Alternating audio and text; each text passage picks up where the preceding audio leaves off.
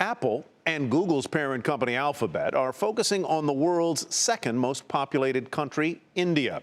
But as Josh Lipton reports, both companies have different strategies to potentially win a bigger slice of this very lucrative market. India is the new battleground for big tech, and that's because China, another big market, has become a challenge.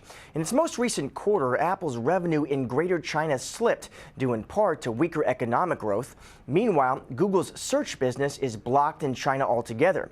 So both companies are now making moves to win more market share in this fast-growing economy.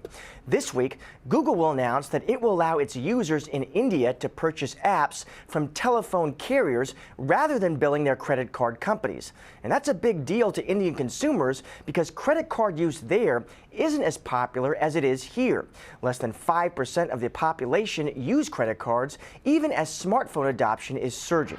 India is now the third largest market for smartphones. Last year alone, 102 million smartphones were shipped there, and that was a 49% jump from the previous year.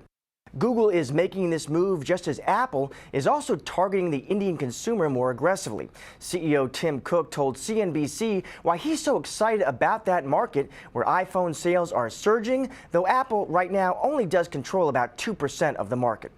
India today has about 50% of their population at 25 years of age or younger. It's a very young country.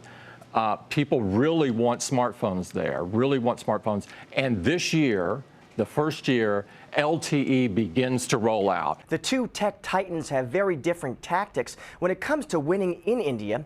For Google, it's about the apps and getting customers to buy them more easily. Apple is focused on selling devices.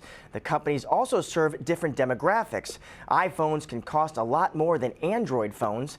Apple wants to import and sell pre-owned iPhones to lower the price, but the Indian government hasn't made an official decision on whether to allow that. And Apple, like other tech companies, can't just open a store in India without government approval. The government right now is evaluating Apple's request. Still, while the strategies might be different, the goal is the same: win over new fans in one of the fastest growing markets in the world. For Nightly Business Report, I'm Josh Lipton in San Francisco.